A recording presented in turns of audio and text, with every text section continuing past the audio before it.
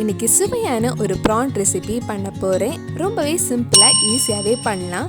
Cook with கோமாளியில் பண்ண டேஸ்டியான இறால் மிளகு பிரட்டல் எப்படி செய்கிறதுன்னு இந்த வீடியோவில் பார்க்கலாம். ஃபர்ஸ்ட் ஒரு கடாயில் கொஞ்சம் எண்ணெய் ஊற்றலாம். தேங்காய் எண்ணெய் யூஸ் பண்ணால் டேஸ்ட் இன்னும் கொஞ்சம் நல்லா இருக்கும். எண்ணெய் சூடானதும் இதில் 1/2 டீஸ்பூன் ஜீரகம், 1/2 டீஸ்பூன் சோம்பு ஆட் பண்ணுறேன். இப்போ இதில் சின்னதாக கட் பண்ண ஒரு பெரிய வெங்காயம் சேர்த்து வதக்கலாம். நம்ம சேனலில் பண்ண வேறு குக் வித் கோமாளி ரெசிபீஸ் நீங்கள் இன்னும் பார்க்கலைன்னா அதோட லிங்க் கீழே டிஸ்கிரிப்ஷனில் இருக்குது. மறக்காமல் அந்த ரெசிபீஸும் போய் பாருங்கள். வெங்காயம் கொஞ்சம் வதங்கினதும் அதில் 2 பச்சை மிளகாய், 1 டீஸ்பூன் இஞ்சி பூண்டு பேஸ்ட், கொஞ்சம் கருவேப்பிலையும் ஆட் பண்ணுறேன். இதெல்லாம் சேர்த்து வெங்காயம் நல்லா வதக்கலாம். வெங்காயம் வதங்கினதும் நம்ம மற்ற மசாலாலாம் ஆட் பண்ணலாம்.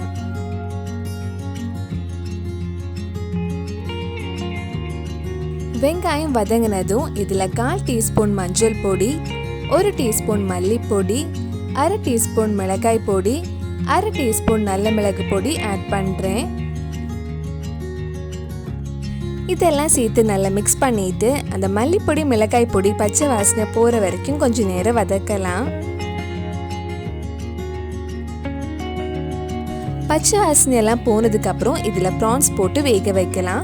நான் இன்னைக்கு கிட்டத்தட்ட 250 கிராம் ப்ரான்ஸ் எடுத்திருக்கேன். ப்ரான்ஸ் மசாலா எல்லாம் சேர்த்து ஒரு வாட்டி நல்லா மிக்ஸ் பண்ணதுக்கப்புறம் நம்ம தேங்காய் பால் ஊற்றி வேக வைக்கலாம். இதில் 1/2 கப் தேங்காய் பால் ஆட் பண்ணுறேன்.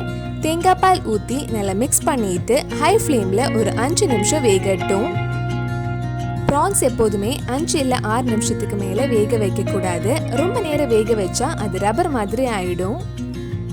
இதில் தேவையான அளவு உப்பு போட்டு வேக வச்சிருங்க. நடுவில் கொஞ்சம் கிண்டி விடலாம். நம்ம ஹை ஃப்ளேமில் வச்சிருக்கனால சீக்கிரமே தண்ணியெல்லாம் வற்றி நல்லா ட்ரை ஆக ஆரம்பிச்சிடும்.